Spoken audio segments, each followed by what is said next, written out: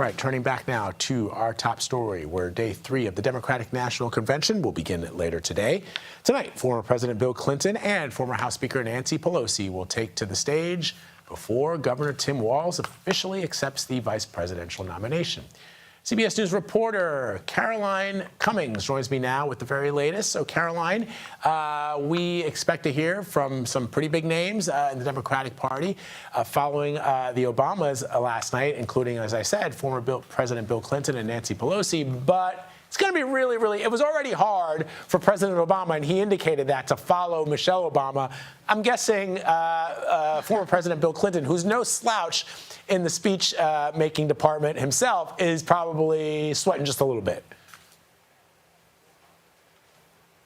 Right. That was really the showstopper last night for Democrats. Of course, the Obamas are the most popular, arguably some of the most popular Democrats in the party, and they really brought the house down in the room. People were overjoyed to hear them speak. But tonight, the headliner is Minnesota Governor Tim Walz, who will formally accept that vice presidential nomination. And he is going to try to introduce himself to Americans for the first time. A poll that just came out shows that 4 in 10 don't know much about him to form an opinion about his candidacy. So where I cover Minnesota politics in Minneapolis, St. Paul, and so Minnesotans are quite familiar with him. He's, of course, in the middle of his second term, but this will be an opportunity for him to kind of define himself to Democrats here in the room who might not know much about him, or certainly any American who's looking on, Vlad.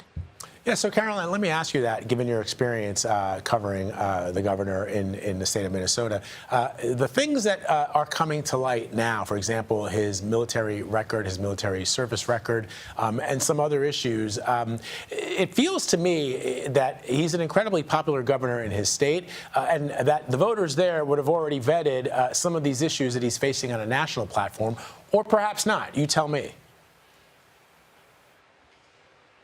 Well, Vlad, some of these issues have come up in previous campaigns, namely his military record and when he left the service after serving in the Guard for many years. He left before a deployment, and that has come under scrutiny by Senator J.D. Vance. But that was brought up as recently as his 2022 campaign. So some of these issues have been brought up before. And, of course, some of the things that Republicans are most critical of with the governor are his response to the 2020 civil unrest and riots following George Floyd's murder, and also COVID-19 and the handling of the pandemic. Of course, the governor stands by his record on COVID. He says he saved lives, the policies that they implemented, but that was a big point of contention for his reelection campaign in 2022. But ultimately, he won very easily in the state of Minnesota. So a lot of when you're talking about to a local reporter who's covered somebody for a few years, there are